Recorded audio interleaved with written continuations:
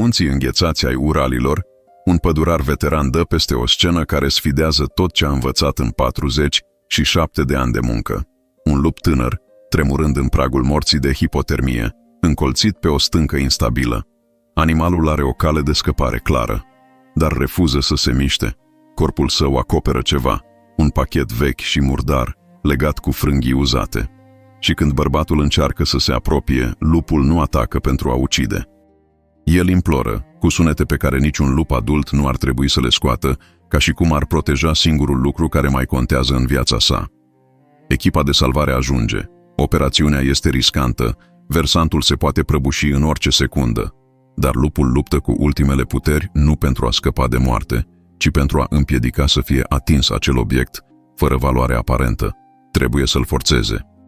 Și când în cele din urmă reușesc să salveze animalul agonizant, iar pachetul se deschide în timpul procesului, toți rămân încremeniți. Nu e aur, nu e contrabandă, doar obiecte vechi, banale, uitate de timp.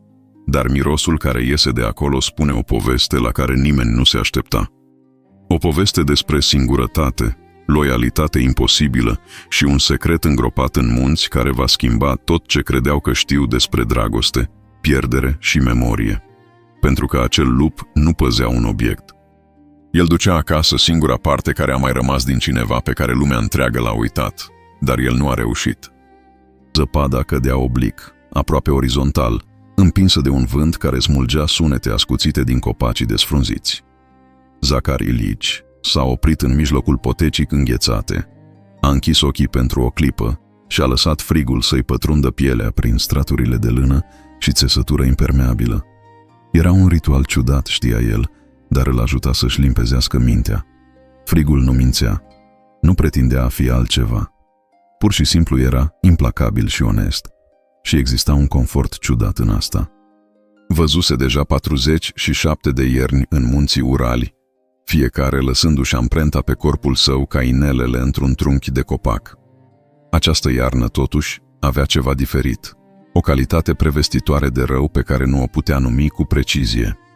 Poate era doar oboseala acumulată din ultimii ani, senzația crescândă că trupul său nu mai răspundea cu aceeași promptitudine pe care și-o amintea din tinerețe. Genunchii îi pârâiau când urca pantele, un sunet sec și inconfortabil care îi răsuna în oase. Degetele îi recuperau sensibilitatea din ce în ce mai greu după ore întregi de expunere la frigul tăios și uneori se trezea în mijlocul nopții cu crampe violente la gambe, mușchiul răsucit în spasme care îl făceau să muște din pernă ca să nu țipe, dar Zacar nu era omul care să se plângă. Alesese această viață în urmă cu 3 decenii, când era încă suficient de tânăr să creadă că singurătatea pădurilor ar fi mai suportabilă decât compania umană. Nu regreta exact această alegere, dar nici nu se prefăcea că ea nu-și cerea prețul în monedă de tăcere și oase dureroase. Svetlana, fosta sa soție, obișnuia să spună că el se îndrăgostise de copaci, pentru că aceștia nu cereau niciodată nimic în schimb, nu pretindeau niciodată conversații sau prezență emoțională. Probabil că avea dreptate. Chiar și acum, la 12 ani după moartea ei într-un accident de mașină banal și stupid, Zacar încă îi auzea vocea în momentele de îndoială, mereu critică, mereu sublinindu-i defectele cu precizia chirurgicală a cuiva care îl cunoscuse intim. Și-a ajustat cureaua rucsacului, simțind greutatea familiară a echipamentului de urgență, apăsând pe spatele deja dureros. Apelul venise prin radio la sfârșitul după amiezii, când lumina începea deja să capete acea nuanță portocalie palidă care precedea murgul. Rapoarte despre o mișcare instabilă pe stânca estică, unde alunecările de teren erau frecvente în această perioadă a anului, când dezghețul prematur, urmat de un nou val de frig, crea condiții înșelătoare. Zacar trebuia doar să marcheze zona ca fiind periculoasă, să instaleze câteva panouri de avertizare și să se întoarcă la post înainte de lăsarea completă a întunericului. Procedură standard, nimic extraordinar. Dar când a ajuns la fața locului, ceva l-a făcut să ezite înainte de a respecta pur și simplu protocolul și de a pleca. Existau urme în zăpada proaspătă, linii adânci și bine definite pe care vântul nu reușise încă să le șteargă complet. Nu erau umane, asta era evident din distanțare și formă, dar erau prea mari pentru o vulpe, cu amprente de gheare lungi, și urme de pernițe plantare, care indicau o greutate considerabilă. Urmele mergeau în linie aproape dreaptă spre marginea instabilă, ca și cum animalul ar fi fost hotărât să ajungă la ceva anume, fără ezitările și devierile tipice vânătorii sau explorării ocazionale. Vântul aducea un miros complex și stratificat, umiditatea pătrunzătoare a pământului răscolit, amestecată cu parfumul rășinos al pinilor și, stând la baza tuturor, ceva organic și ușor putred pe care Zahar nu-l putea identifica imediat. A înaintat cu extremă grijă, testând fiecare pas înainte de a-și transfera complet greutatea, folosind bastonul de drumeție pentru a sonda adâncimea și soliditatea zăpezii din față. Panta era o capcană naturală, genul de loc care părea sigur până în momentul exact în care înceta să mai fie. Dezghețul crease straturi de gheață sub zăpada pufoasă și aparent inofensivă, iar orice mișcare bruscă sau concentrare de greutate putea declanșa o prăbușire în cascadă. Zahar știa povești, multe povești, despre oameni experimentați care muriseră în situații exact ca aceasta, oameni care cunoșteau munții la fel de bine ca el, care crescuseră pe aceste pante și credeau că familiaritatea lor îi proteja. Muntelui nu-i păsa de experiență. Era indiferent, iar acea indiferență era mai periculoasă decât orice răutate. Atunci a auzit.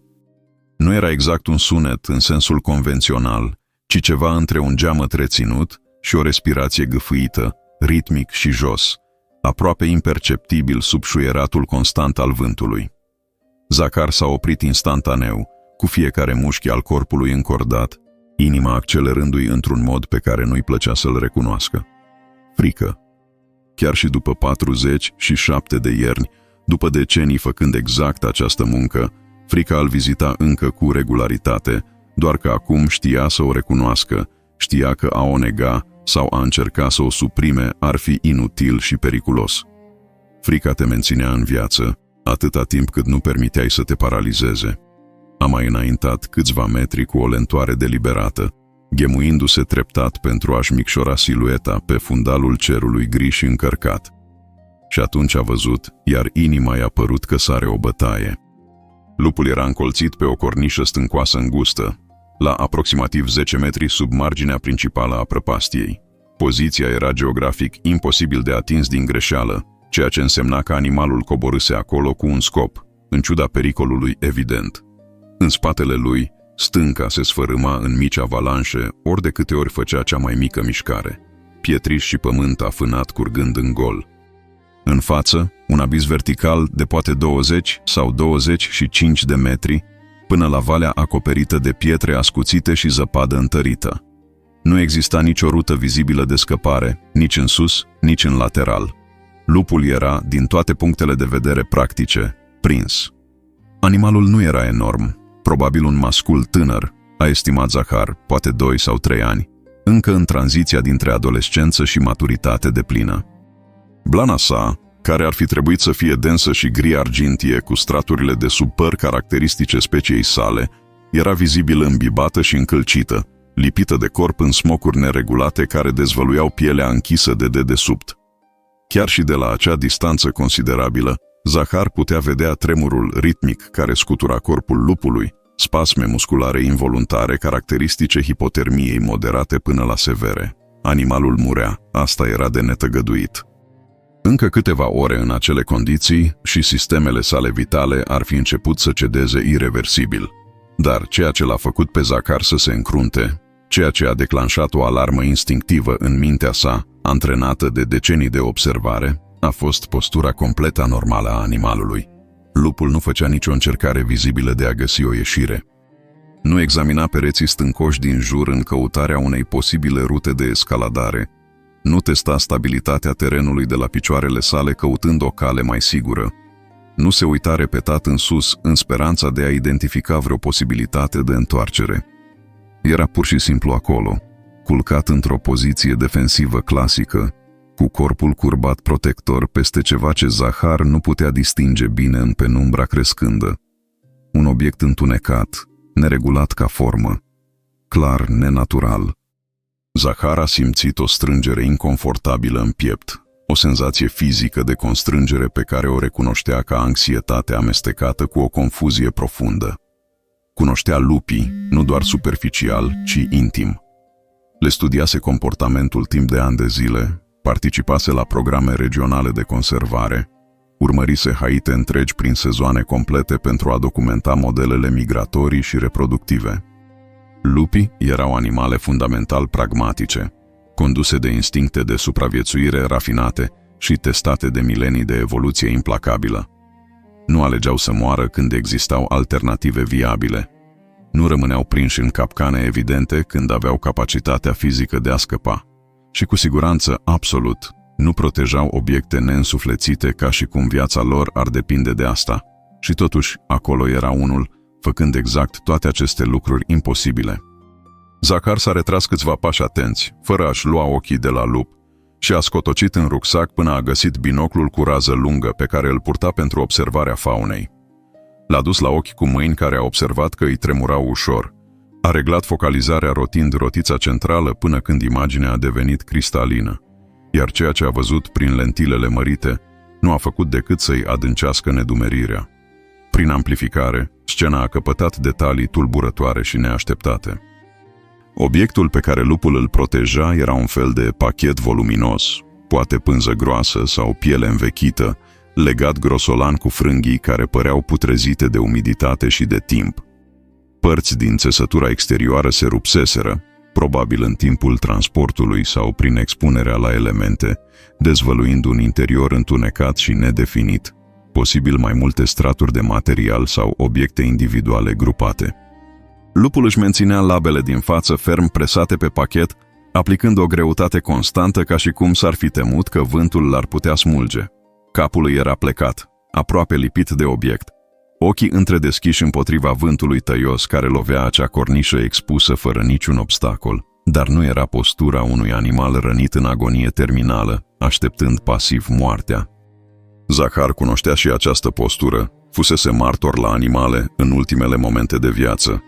Și ele căpătau întotdeauna o calitate de capitulare, o liniște resemnată.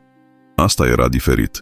În ciuda tremurului evident, în ciuda epuizării evidente, exista o tensiune activă în corpul lupului, o vigilență menținută cu efort conștient, protecție deliberată. Vântul și-a schimbat brusc direcția, așa cum se întâmpla frecvent la aceste altitudini unde curenții de aer erau capricioși, iar Zachar a captat un alt miros care a făcut situația și mai ciudată. Era mirosul acru și inconfundabil de urină și fecale, semne neechivoce de stres fiziologic extrem. Lupul fusese în acea poziție de ore întregi, a concluzionat Zachar, poate mult mai mult decât atât. Timp mai mult decât suficient pentru ca trupul său să înceapă procesul de oprire treptată, care precede moartea prin hipotermie, pentru ca funcțiile cognitive superioare să înceapă să cedeze pe măsură ce creierul prioritiza organele vitale. Și totuși, chiar și în timp ce murea încet, animalul nu abandona obiectul misterios. Zachar a îndepărtat binoclul și s-a așezat greoi în zăpadă, ignorând complet umezeala înghețată care îi pătrundea imediat pantalonii groși. Mintea îi lucra rapid, procesând ceea ce observase, încercând să potrivească piesele într-un model recognoscibil. Trebuia să se gândească cu adevărat, înainte de a întreprinde orice acțiune. Nu putea pur și simplu să coboare acolo folosind tehnici convenționale de rapel. Panta nu ar fi suportat greutatea suplimentară a unei persoane, nu în condițiile actuale. Stratul de zăpadă era clar instabil, iar adăugarea unei sarcini suplimentare ar fi fost sinucigașă. Nu putea chema o echipă completă de salvare fără a evalua mai întâi serios viabilitatea operațiunii și a justifica riscul de vieți umane. Și nu putea, deși ceva profund și irațional din el urla insistent să facă exact asta, pur și simplu să plece, să se întoarcă la post, să completeze un raport indicând lup mort din cauze naturale și să uite că asta s-a întâmplat. Dar de ce nu? Întrebarea ta a apărut clară și provocatoare în mintea sa, formulată cu vocea critică și ușor sarcastică pe care o recunoștea instantaneu ca fiind a Svetlanei, deși fosta sa soție murise de mai bine de un deceniu. Ea îl acuzase întotdeauna că simte mai mult pentru animale decât pentru oameni, că investește mai multă energie emoțională în suferința unui cerb rănit decât în problemele propriilor prieteni sau familie. Și poate că avusese perfectă dreptate. Zachar nu reușise niciodată să explice adecvat, nici pentru ea, nici pentru el însuși, De ce moartea unui animal sălbatic îl afecta într-un mod atât de visceral și profund, în timp ce știrile despre tragedii umane îndepărtate îl lăsau doar ușor amorțit, capabile să provoace doar o tristețe abstractă și trecătoare. Nu că nu i-ar fi păsat de oameni exact, ci că ai păsat de oameni cerea o energie emoțională, o disponibilitate psihologică și o capacitate de empatie complexă, pe care pur și simplu nu o mai poseda, sau poate nu o posedase niciodată în cantitate suficientă. Animalele erau mai simple. Suferința lor era imediată și inteligibilă. Nu existau straturi de context social, istorii personale complicate sau nevoia de a înțelege subtilități de relaționare. Exista doar durere sau absența ei, siguranță sau pericol, viață sau moarte. Lupul a ridicat capul brusc, o mișcare subită care l-a făcut pe Zacar să-și țină respirația. Urechile triunghiulare ale animalului s-au rotit independent, captând și procesând sunete care erau complet dincolo de percepția umană.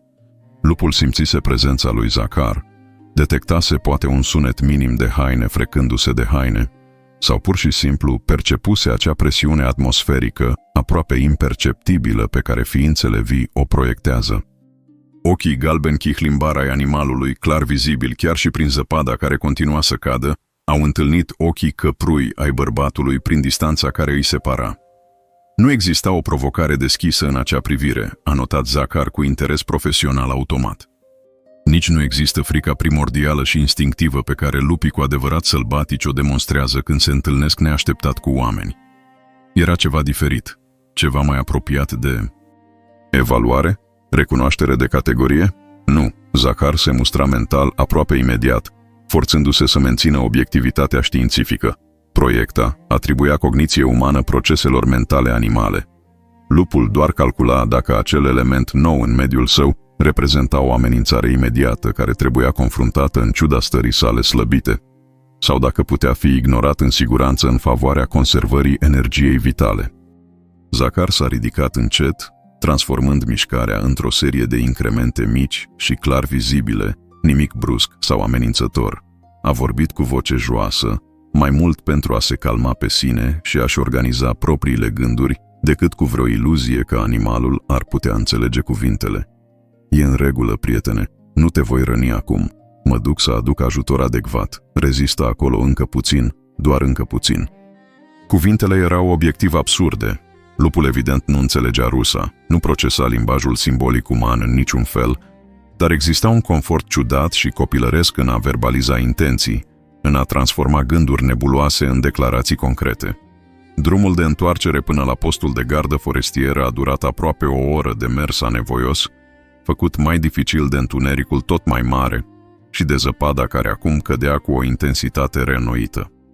Zacar a pornit radioul portabil imediat ce a ajuns, mâinile sale amorțite luptându-se cu butoanele, și i-a explicat situația în detaliu Galinei Mihailovna, coordonatoarea regională a operațiunilor de gardă forestieră.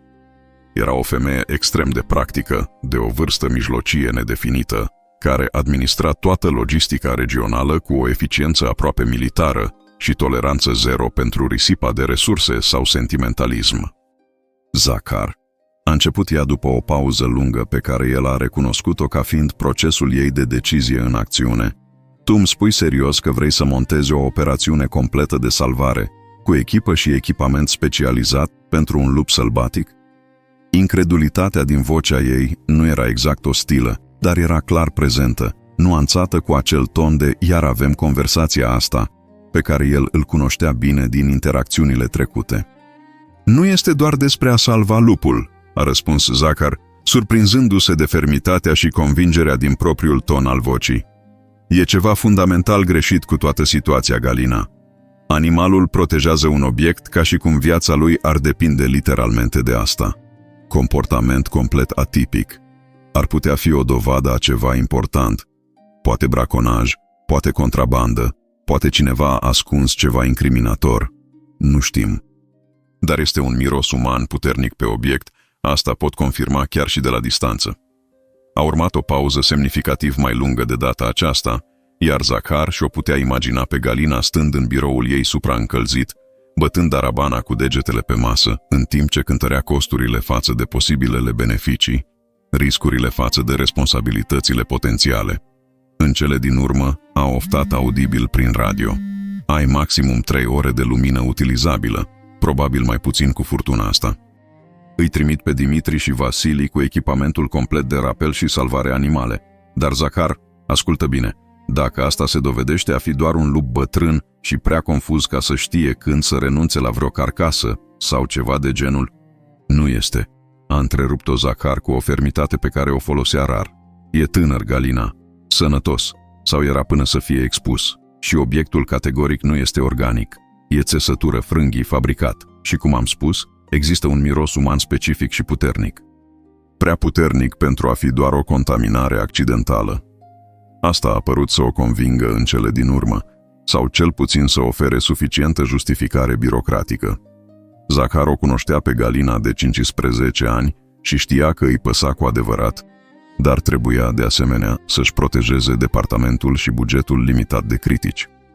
La puțin peste o oră mai târziu, Zakhar a auzit sunetul caracteristic al motorului diesel al vechiului jeep de serviciu, apropiindu-se pe drumul forestier. Dimitri și Vasili au sosit aducând un echipament impresionant. Frânghii de rapel profesionale de grad comercial, ancore extensibile, un kit veterinar complet de salvare animale, incluzând plase specializate, mănuși de protecție ranforsate și chiar o pătură termică de urgență. Dimitri era tânăr, probabil nu mai mult de 25 de ani, proaspăt ieșit de pe băncile universității, cu o diplomă în management de mediu și absolut entuziasmat de fiecare aspect al muncii. Energia lui era aproape palpabilă, vibrantă într-un mod care îl obosea pe Zakhar doar privindu-l.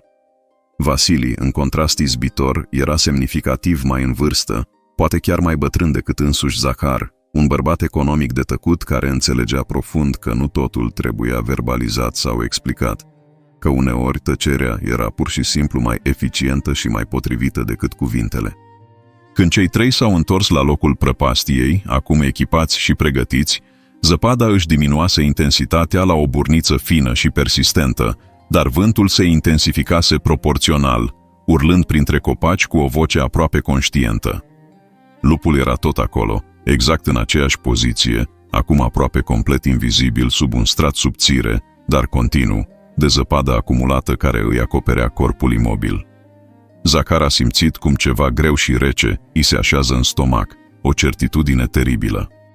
Oare animalul murise deja în timpul absenței sale? Să fie tot acest efort, tot acest risc, complet inutil? Dar apoi, observând cu o atenție microscopică, a văzut mișcarea subtilă și ritmică a coastelor expandându-se și contractându-se, respirația superficială, dar persistentă a unui organism agățat cu încăpățânare de viață. O ușurare l-a inundat cu o intensitate surprinzătoare. Dumnezeule mare, a murmurat Dimitri lângă el, cu vocea nuanțată de o groază autentică. De cât timp exact stă în acea poziție?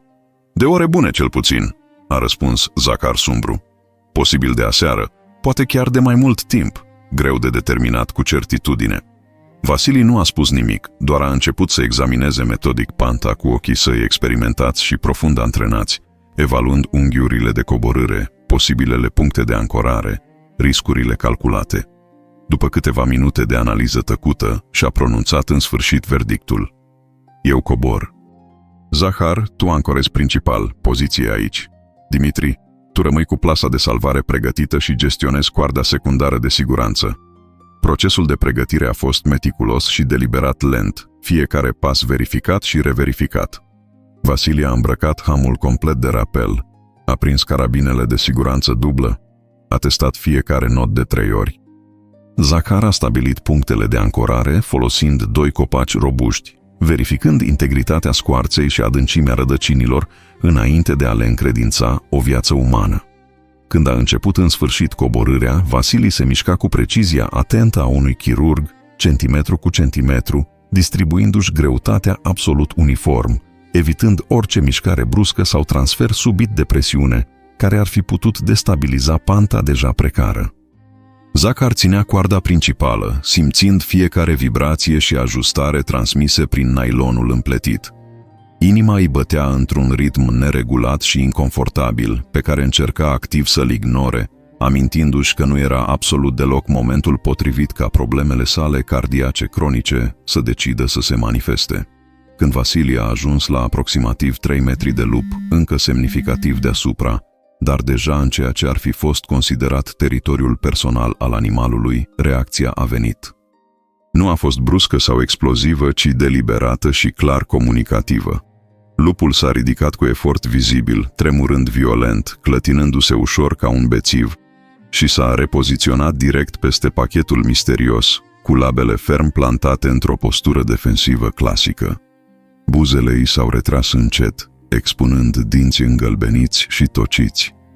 Un mârâit jos, profund vibrator, a ieșit din pieptul său, un sunet pe care Zakhar l-a simțit la fel de mult pe cât l-a auzit, reverberând prin aerul rece. Dar nu era mârâitul teritorial agresiv al unui prădător de vârf pregătit să atace un intrus. Zakhar recunoștea diferența subtilă, dar crucială. Era un avertisment, da, dar un avertisment născut din disperare absolută, nu din încredere sau dorință de confruntare. Lupul nu voia să lupte. Voia doar ca ei să plece și să-l lase în pace cu obiectul său inexplicabil. E în regulă, a spus Vasili încet, cu vocea surprinzător de blândă venind de la un om de obicei atât de zgârcit la cuvinte. Și-a oprit complet coborârea, rămânând absolut nemișcat pe coardă. Nimeni nu te va răni, prietene. Calmează-te, doar calm. Lupul nu a avansat niciun centimetru spre Vasili, dar nici nu s-a retras și nu și-a relaxat postura. Pur și simplu și-a menținut poziția, corpul său tremurând acum atât de violent, încât era vizibil chiar și de unde privea Zakhar de sus, nu doar de frig, ci de epuizare musculară profundă. Și atunci Zakhar a realizat ceva care l-a făcut să simtă o greutate zdrobitoare și aproape insuportabilă, așezându-se pe pieptul său. Animalul știa. La un anumit nivel instinctiv și primitiv, lupul înțelegea că moare. Un sistem de alertă biologic profund înrădăcinat îl informa că sistemele sale corporale cedau, că hipotermia progresase dincolo de punctul critic fără întoarcere, că dacă continua acolo încă câteva ore, pur și simplu nu se va mai trezi. Și totuși, chiar confruntându-se cu moartea inevitabilă, chiar cu o rută de scăpare potențial disponibilă dacă ar fi abandonat doar obiectul, alegea să rămână. Asta nu avea niciun sens zoologic. Contrazicea tot ce știa Zakhar despre comportamentul de supraviețuire la canidele sălbatice. Zakhar, a strigat Vasili de jos, cu vocea tensionată într-un mod pe care Zakhar îl auzea rar. Nu voi reuși să-l prind fără să-l forțez fizic. Dacă mai avansez, va încerca să se apere. Și în această stare de epuizare și hipotermie, orice luptă, chiar și scurtă, probabil îl va ucide. Inima îi se poate opri pur și simplu. Zakhar a închis ochii strâns, simțind greutatea teribilă a deciziei care trebuia luată căzând pe umerii săi. Ura absolut faptul că era responsabilitatea lui să decidă, că nu exista un protocol clar sau un superior căruia să-i transfere această alegere. Puteau folosi un tranquilizant cu acțiune rapidă, dar drogul ar fi avut nevoie de cel puțin 5 până la 7 minute pentru a-și face efectul complet, timp în care lupul, panicat și dezorientat, ar fi putut cădea cu ușurință de pe cornișa îngustă. Puteau încerca să-l prindă cu lațul de la distanță, dar asta ar fi cauzat o panică intensă și, din nou, o cădere foarte probabilă. Sau puteau... Obiectul, a spus Zakhar dintr-o dată, ideea formându-se în mintea sa, chiar în timp ce vorbea. Vasili, încearcă să ajungi la obiect mai întâi, nu la lup. Doar întinde mâna spre pachet. Vezi cum reacționează specific la asta. Vasili s-a uitat în sus, confuzia vizibilă pe fața sa parțial obscurată de distanță și zăpadă. Zakhar, nu înțeleg raționamentul. Doar ai încredere în mine. Fă asta. Vasili a ezitat doar o secundă, apoi și-a întins încet mâna înmănușată în direcția pachetului, neîncercând să-l atingă cu adevărat, doar apropiindu-se de el în timp ce menținea deliberat distanța față de lupul însuși. Reacția a fost imediată, dramatică și profund revelatoare. Animalul nu a încercat să muște mâna lui Vasili, nu a arătat agresiune îndreptată spre om în sine. În schimb, s-a lăsat și mai jos peste obiect, acoperindu-l cât mai complet posibil cu tot corpul său, și a emis un sunet pe care Zakhar nu-l mai auzise niciodată ieșind dintr-un lup adult în toți anii săi de muncă. Era un scâncet, ascuțit și repetat și absolut disperat, exact genul de sunet pe care îl fac puii foarte tineri când sunt separați forțat de mamele lor. Un sunet de angoasă emoțională pură care transcendea speciile. Ceva s-a rupt în interiorul lui Zahar în acel moment precis, o barieră atent menținută între observarea profesională și conexiunea emoțională. Nu era milă, exact, era o recunoaștere profundă și viscerală. Cunoștea acea disperare particulară, acel refuz absolut și irațional de a da drumul la ceva ce întreaga lume insista că nu are valoare reală. O cunoștea pentru că simțise exact același lucru ținând verigheta Svetlanei luni nesfârșite după înmormântare, refuzând să o pună într-un sertar sau cutie, purtând-o în buzunarul cămășii până când metalul rămânea permanent încălzit de pielea sa, până când actul de a o atinge devenise un ritual compulsiv pe care îl realiza de sute de ori pe zi. Îl forțăm, a anunțat Zahar, vocea ieșindu-i considerabil mai răgușită decât intenționase. Nu există altă opțiune viabilă. Vasili, ia-l. Folosește plasa dacă e necesar, dar fă-o repede. Dimitri, pregătește pătura termică. Trebuie să inversăm hipotermia imediat, sau îl pierdem oricum.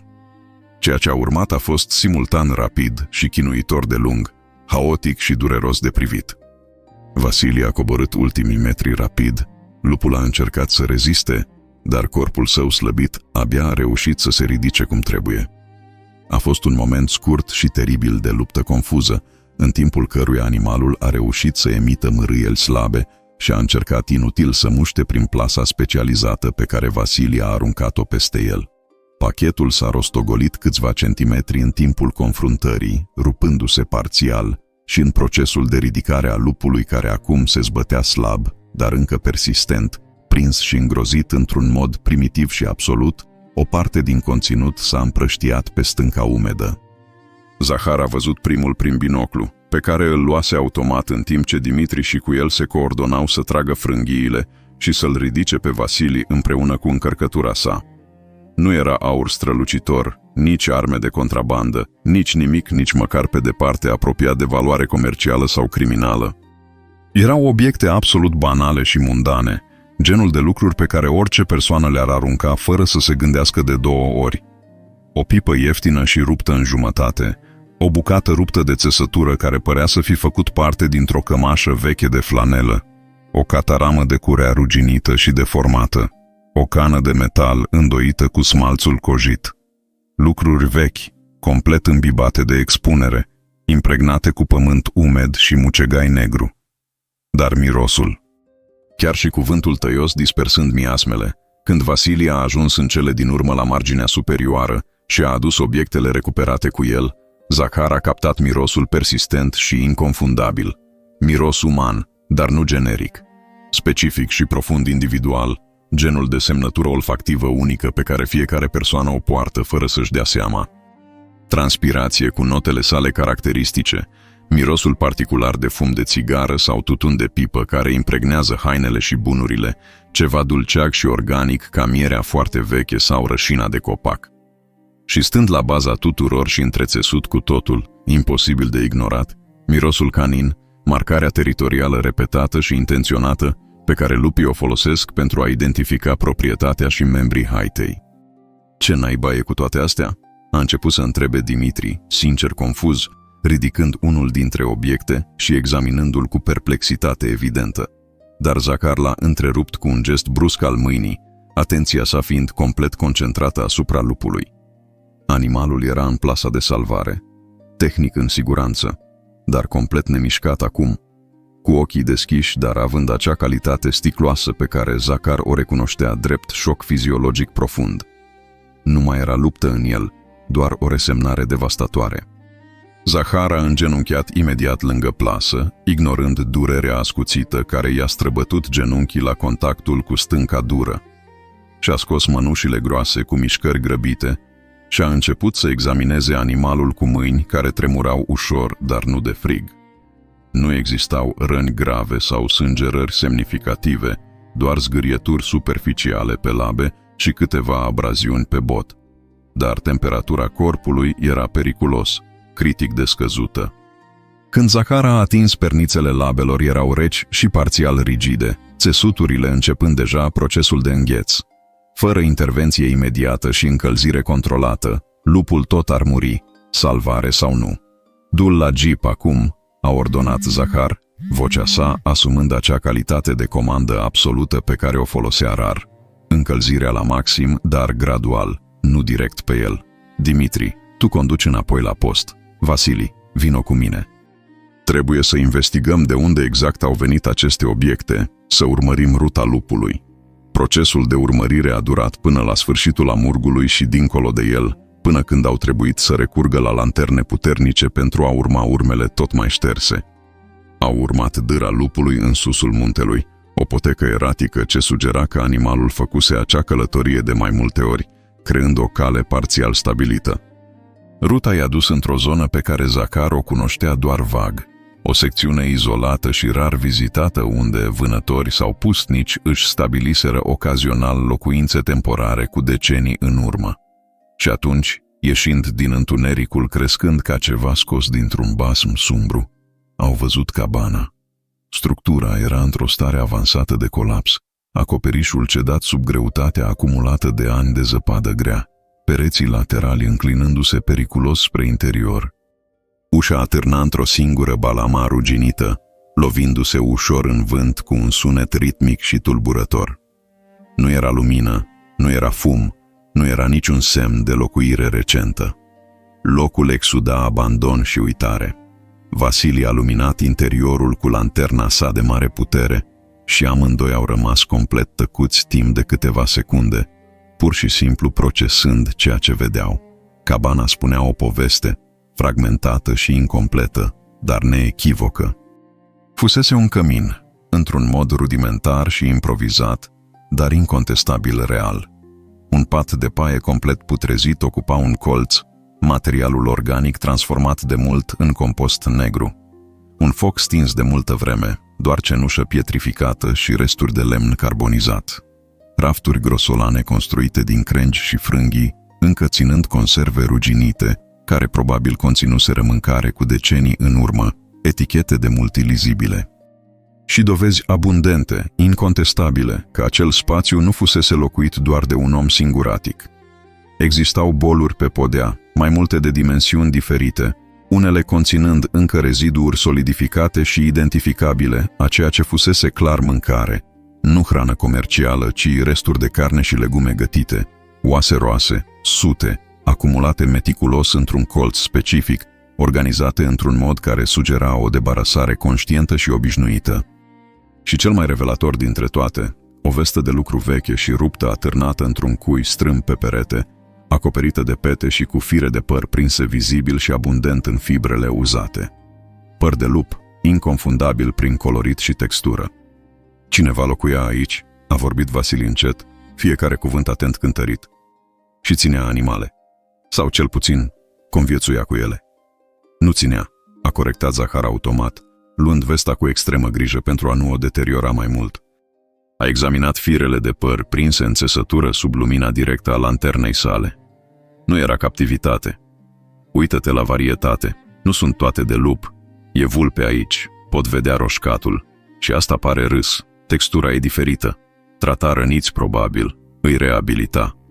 Au investigat fiecare centimetru al cabanei cu grijă arheologică. Pe masă, sub straturi de praf gros și excremente uscate de șobolan, Zahar a descoperit un caiet cu copertă tare, surprinzător de bine conservat având în vedere condițiile. L-a deschis cu mâini reverențioase, conștient că ținea potențial singurele înregistrări rămase ale unei vieți întregi. Paginile erau pătate de umezeală și timp, cerneala decolorată în unele secțiuni până la o ilegibilitate aproape completă. Caligrafia era neregulată și clar needucată formal, literele formate cu efort vizibil. Nu era un jurnal în sensul convențional, fără reflexii personale sau narațiuni emoționale. Erau înregistrări pur factuale, intrări spațiate neregulat de-a lungul anilor. 17 martie. Lupoaică din capcană e mai bine în sfârșit. Am mâncat pentru prima dată azi carne de iepure. Puiul este încă foarte slab. Nu știu dacă va supraviețui. Voi încerca. 4 iunie. Vulpea roșie care avea laba ruptă a reușit să se elibereze în timpul nopții. Nu s-a întors. E corect, e sălbatică, dar îi simt lipsa. 12 septembrie. Tânărul încă nu vânează singur, nici nu încearcă. Prea obișnuit cu mine, îngrijorat de ce se va întâmpla. Iarna se apropie repede. 23 decembrie.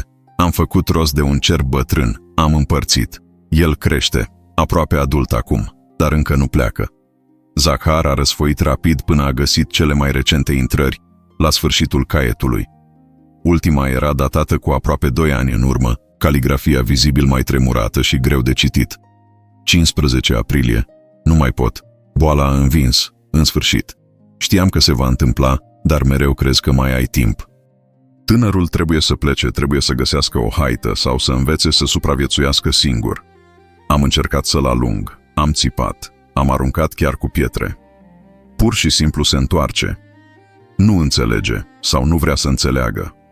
Las asta scris pentru că dacă găsește cineva să știe, el nu este domesticit. N-a fost niciodată, este un lup sălbatic, dar cunoaște oamenii, nu are frică așa cum ar trebui. Nu trageți în el doar pentru asta. Vă rog. Zahar a simțit ceva cald și inconfortabil în spatele ochilor, o presiune pe care o recunoștea ca lacrimi nevărsate. A închis caietul cu grijă deliberată, ca și cum ar fi fost un artefact sacru. Trebuie să aflăm cine a fost. Vocea i-a ieșit răgușită. Trebuie să existe o înregistrare undeva. Investigația în satul cel mai apropiat, condusă în zilele următoare, a dezvăluit exact ceea ce Zahar bănuia deja în sinea lui. Egor Radimir, un bărbat considerat profund ciudat chiar și după standardele destul de tolerante ale acelei comunități rurale și obișnuită cu excentrici. Ajunsese în acești munți cu aproximativ 15 ani în urmă, apărând pur și simplu într-o zi, fără explicații sau istorie personală împărtășită. Alesese izolarea absolută și deliberată, construind sau ocupând acea cabană izolată, interacționând cu satul doar strictul necesar pentru a obține provizii de bază. Câțiva oameni mai în vârstă își mai aminteau de el, dar doar vag, ca o figură periferică în viețile lor. Mereu tăcut, mereu singur, mereu cu acel miros ușor animalic care îi făcea pe unii să strâmbe din nas cu dezgust discret. Cumpăra în principal mâncare neperisabilă, medicamente veterinare când erau disponibile, țesături groase. Nu participa niciodată la evenimente sociale, nu frecventa biserica, nu arăta interes pentru prietenie sau comunitate. Când pur și simplu a încetat să mai apară, în urmă cu vreo 2 ani, toți au presupus că murise din cauze naturale. Era relativ în vârstă, trăia singur în condiții aspre, sau pur și simplu plecase în altă parte. Nimeni nu investigase. Nimeni nu raportase o dispariție. Nimănui nu-i lipsise suficient ca să-i pese. Viața satului continuase fără întrerupere sau doliu. Zahar a simțit o furie rece și neputincioasă în fața acestei indiferențe colective, dar își recunoștea și ipocrizia. El însuși nu era diferit, alesese aceeași viață izolată și probabil ar fi experimentat aceeași uitare când i-ar fi venit vremea. Lupul a supraviețuit primelor zile critice, dar recuperarea a fost lentă, complicată și plină de incertitudini medicale. Zahar a insistat absolut să urmărească fiecare pas al procesului personal, vizitând Centrul Regional de Reabilitare a Faunei Sălbatice de 3 ori pe săptămână fără greșeală, călătorind 4 ore dus-întors pe drumuri precare. Veterinarii au fost inițial perplexi de acest nivel de implicare, dar treptat i-au acceptat prezența. Animalul nu interacționa cu oamenii din centru în niciun fel, păstra distanța fizică maximă ori de câte ori era posibil, stătea în colțul cel mai îndepărtat al incintei sale, mânca doar când absolut nimeni nu îl privea. Dar nici nu arăta frica absolută și paralizantă tipică lupilor autentic sălbatici în captivitate, acea teroare primitivă care face animalele să se izbească de grații până se rănesc grav. Era într-un limbo comportamental, a realizat Zahar dureros. Nu era suficient de domesticit pentru a tolera apropierea umană sau a dezvolta dependență, dar fusese supus imprintingului prea mult în timpul anilor săi formativi pentru a se integra ușor într-o haită sălbatică stabilită. La 3 luni după salvare, în timpul uneia dintre vizitele sale regulate, Zahar a adus ceva ce păstrase. Pachetul original, sau ce rămăsese din el, acum curățat cu grijă și parțial restaurat de veterinarii, care deveniseră curioși în legătură cu obiectele. L-a cărat până la incinta de observare, simțind greutatea simbolică extraordinară a acelor obiecte banale și pur și simplu le-a așezat pe pământ, departe de gard, vizibil, dar nu intrusiv. Lupul, culcat în locul său obișnuit, a ridicat capul imediat. Tot corpul i s-a încordat, alert. A privit obiectele pentru un timp extraordinar de lung, complet nemișcat. Apoi, cu o lentoare extremă și deliberată, s-a apropiat. Mișcările sale erau precaute, fiecare pas plasat cu grijă, ca și cum s-ar fi apropiat de ceva potențial periculos, dar irezistibil de atrăgător. Când a ajuns în sfârșit la obiecte, transformarea sa a fost dramatică și emoționantă de privit. A mirosit fiecare articol îndelung, minuțios, nasul său lucrând asupra fiecărei suprafețe, procesând informații chimice complexe pe care oamenii nu le-ar putea accesa niciodată. Corpul său s-a relaxat vizibil, tensiunea constantă pe care o menținea în captivitate dizolvându-se treptat. Urechile, de obicei aplatizate defensiv, au asumat o poziție neutră. Coada, care rămânea mereu între picioare, s-a ridicat ușor. În cele din urmă, cu grijă extremă, a luat bucata de țesătură de flanelă în gură, la fel de delicat ca un câine de vânătoare cărând un pui. A dus-o în colțul său preferat al incintei și s-a culcat, poziționând pânza cu grijă sub cap, ca o pernă improvizată.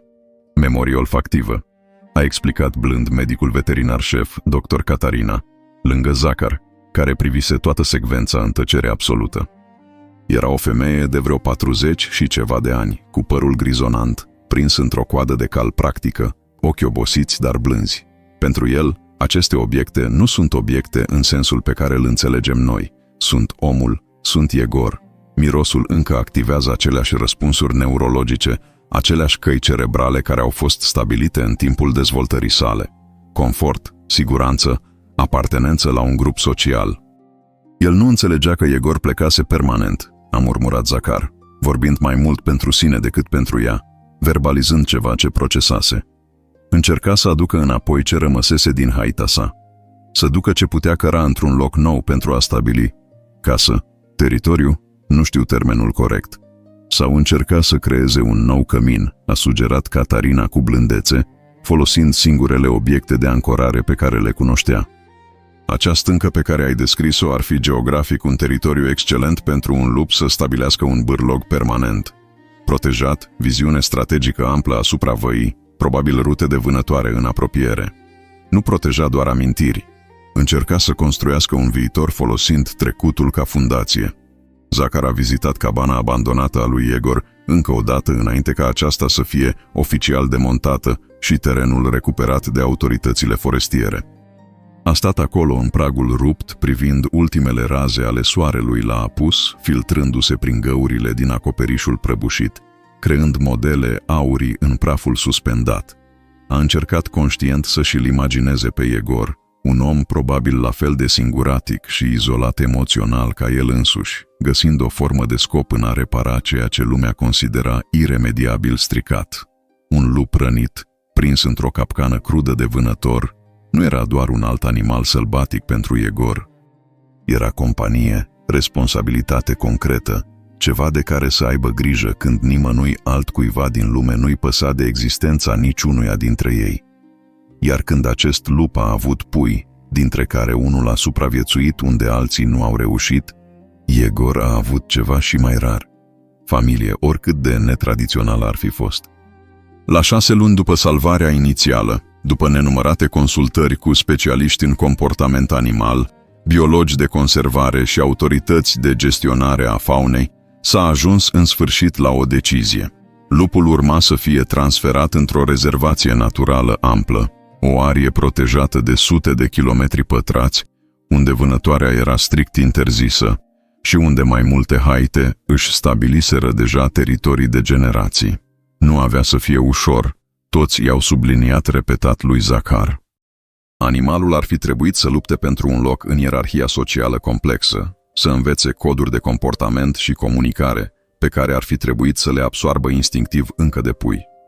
Mulți lupi crescuți în circumstanțe anormale nu reușeau să facă această tranziție, rămâneau solitari periferici toată viața sau mureau în confruntări teritoriale. Dar era cea mai bună șansă disponibilă, singura alternativă reală între integrarea potențială sau eutanasiere. În ziua eliberării finale, sub un cer surprinzător de senin și albastru, Zakhar a fost prezent, insistând să fie acolo în ciuda faptului că știau că prezența sa nu avea utilitate practică. A ajutat la căratul cuștii de transport grele până la punctul specific de eliberare, selectat cu grijă pentru a oferi o bună acoperire, dar și rute de scăpare multiple. Înainte să deschidă ușa cuștii, dintr-un impuls pe care nu a încercat să-l raționalizeze sau să-l justifice, Zakhar a pus bucata de țesătură de flanelă, aceea pe care lupul o alesese specific dintre toate obiectele, în interiorul cuștii, aproape dar nu intrusiv. Medicul veterinar șef s-a încruntat vizibil, dezaprobând clar decizia de a-i da animalului orice obiect de tranziție care ar putea întârzia readaptarea sa la sălbăticie, dar a respectat cererea și nu a comentat verbal. Când ușa s-a deschis în cele din urmă cu un click metalic, lupul nu a ieșit imediat într-o explozie de mișcare, cum fac multe animale eliberate. A rămas acolo preț de secunde care au părut să se extindă etern, doar în prag, evaluând meticulos spațiul deschis din fața sa. Zakhar îi putea vedea nasul lucrând intens, procesând avalanșa de informații olfactive, identificând teritoriile altor haite, urmele de pradă, sursele de apă, mirosuri de libertate, dar și de provocare și incertitudine. Apoi, cu o decizie subită, a luat țesătura în gură cu aceeași grijă extremă pe care Zakhar o observase înainte și a sărit afară. S-a oprit la câțiva metri de cușcă, a privit scurt înapoi, nu specific la Zakhar sau la vreun alt om, ci la întregul grup care reprezenta acel capitol încheiat al vieții sale, și apoi a alergat. Nu în panică oarbă sau teroare, ci cu un scop clar și o direcție hotărâtă, dispărând rapid printre copacii denși ai pădurii, care acum avea să fie casa lui permanentă. Țesătura de flanelă i-a căzut din gură după poate 100 de metri de alergare, prinsă într-un arbust jos. Lupul s-a oprit brusc când a realizat pierderea. S-a întors complet. A privit fix pânza legănându-se ușor în briză. A rămas nemișcat secunde lungi, procesând clar o decizie. Apoi, fără să se întoarcă să o recupereze, s-a răsucit din nou și și-a continuat drumul în adâncul pădurii, neprivind înapoi a doua oară. Zakhar a mers încet până unde căzuse pânza. A luat-o cu mâini care tremurau ușor, țesătura fiind încă umedă de saliva proaspătă, și a pus-o cu grijă în buzunarul interior al hainei sale, direct peste inimă. Nu putea explica rațional de ce acest lucru părea important, dar simțea cu o certitudine absolută că este. O dovadă tangibilă că ceva extraordinar se întâmplase, ceva ce vasta majoritatea oamenilor nu ar ști sau nu le-ar păsa niciodată să cunoască. În lunile următoare au existat rapoarte ocazionale, dar consistente despre lup, trimise de pădurari și cercetători care mențineau observații regulate asupra zonei. Fusese văzut repetat la periferia teritoriilor stabilite de haite mari, păstrând întotdeauna o distanță respectuoasă, dar observând intens. Nu încercase să se integreze direct în niciun grup, ceea ce ar fi rezultat aproape sigur într-o confruntare violentă și expulzare sau mai rău. Dar nici nu rămăsese complet singuratic, ceea ce ar fi făcut supraviețuirea pe termen lung extrem de dificilă. Formase surprinzător un fel de alianță temporară, dar funcțională, cu o femelă semnificativ mai în vârstă, probabil de 8 sau 9 ani, care fusese expulzată din haita sa originală când devenise prea bătrână pentru a ține pasul la vânătorile lungi. Împreună vânau prăzi mai mici, iepuri, marmote, ocazional un cerb tânăr sau bolnav. Împărțeau teritoriul fără conflict, evitau confruntările cu grupurile mai mari. Era o supraviețuire marginală, cu siguranță, dar era supraviețuire autentică. Zakhar nu l-a mai văzut niciodată personal după acea zi de eliberare, în ciuda faptului că ocazional făcea ocoluri în patrulele sale regulate pentru a trece pe lângă rezervație. Dar se gândea la el frecvent, în special în timpul nopților lungi și goale de iarnă, când vântul urla împotriva pereților de lemn ai postului său izolat și liniștea devenea aproape tangibilă. Se gândea la cum toți, oameni și animale deopotrivă, poartă lucruri care pentru observatorii externi nu ar avea cea mai mică semnificație sau valoare măsurabilă. Cum valoarea reală a ceva nu rezidă în utilitatea sa practică, frumusețea estetică sau prețul de piață, ci în amintirile complexe pe care le ancorează, în conexiunile emoționale invizibile pe care le reprezintă. Bucata de țesătură de flanelă a rămas în buzunarul hainei de lucru a lui Zacar săptămâni întregi, până când într-o zi, pregătind haina pentru o spălare necesară, a găsit-o din nou golind mecanic toate buzunarele. A ținut acea pânză uzată, pătată permanent, obiectiv fără nicio valoare. Și apoi, cu o grijă aproape reverențioasă, a împăturit-o într-un pătrat mic și ordonat și a așezat-o cu atenție într-o cutie de lemn unde își păstra propriile obiecte de ancorare, verigheta Svetlanei, câteva fotografii decolorate dintr-o viață anterioară, o monedă veche pe care tatăl său i-o dăduse în copilărie cu instrucțiuni să nu o cheltuiască niciodată. Obiecte comune, ar spune oricine examinând acea colecție. Gunoi sentimental, poate, acumulare inutilă. Dar Zacar cunoștea adevărul profund pe care Yegor îl înțelesese în singurătatea sa aleasă, pe care chiar și un lup îl înțelegea instinctiv la un anumit nivel non-verbal. Uneori, lucrurile cele mai valoroase pe care le deținem sunt tocmai cele care nu pot fi evaluate, cântărite, vândute sau explicate adecvat altora. Sunt pur și simplu punți fragile între cine am fost și cine am devenit, amintiri tangibile că, pentru un scurt moment extraordinar în vieți adesea singuratice, nu am fost complet singur pe lume. Salut! Aici este autorul acestei povești. În timp ce scriam despre Zacar și acel lup din munți, mi-am dat seama că nu spuneam doar o poveste despre un animal și un om. Scriam despre noi toți. Momentul care m-a marcat cel mai mult și care sincer mi-a lăsat o strângere de inimă a fost atunci când lupul a scos acel scheunat disperat, nu de durere fizică, ci de pierdere iminentă, acel sunet pe care îl fac pui când sunt separați de mama lor. Un lup adult, în pragul morții, alegând să moară lângă o bucată de pânză veche. Asta nu ar trebui să se întâmple în natură, dar s-a întâmplat, pentru că acel animal înțelegea ceva ce mulți dintre noi am uitat, că valoarea lucrurilor nu stă niciodată în lucrurile în sine, ci în ceea ce reprezintă ele. Yegor Radimir a fost un om pe care lumea l-a considerat irelevant. Nimănui nu i-a fost dor de el, nimeni nu l-a căutat. Pur și simplu a dispărut și viața a continuat ca și cum el nu ar fi existat niciodată. Dar pentru acel lup, Yegor era totul: familie, siguranță, cămin. Și când a pierdut asta, animalul a făcut ceea ce face mulți dintre noi: s-a agățat de ceea ce putea atinge, mirosi, căra. Pentru că amintirile intangibile dor uneori prea tare pentru a fi suficiente. Ceea ce m-a impactat cel mai mult la Zacar a fost oglinda pe care o reprezintă el.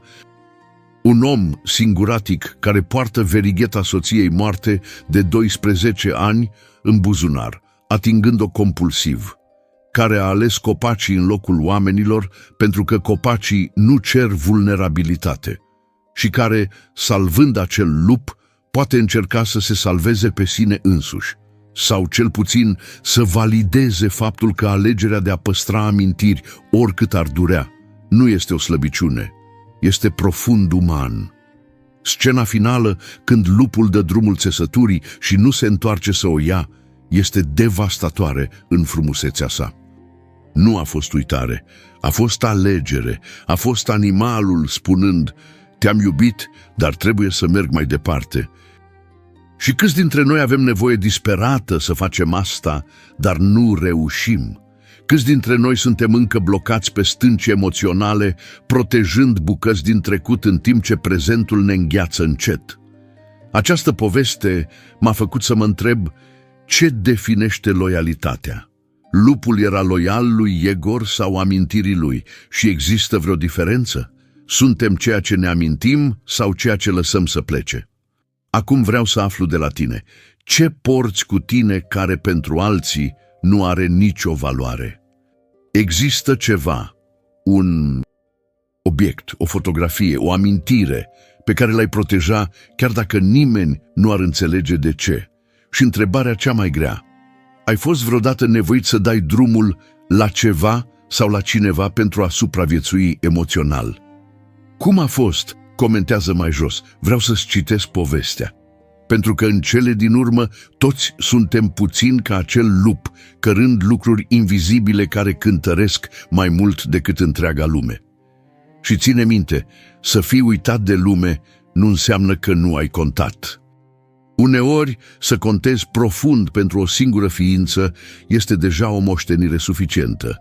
Yegor a trăit și a murit singur în munți, dar a lăsat ceva care a transces moartea sa. A învățat un animal sălbatic că iubirea există, că grija este reală, că nu suntem inevitabil singuri în această lume rece. Aceasta este nemurirea care contează cu adevărat. Ne vedem la următoarea poveste. Și dacă ai ajuns până aici, mulțumesc că m-ai însoțit în această călătorie emoțională prin munții înghețați ai Rusiei și prin teritoriile și mai reci ale singurătății umane. O îmbrățișare.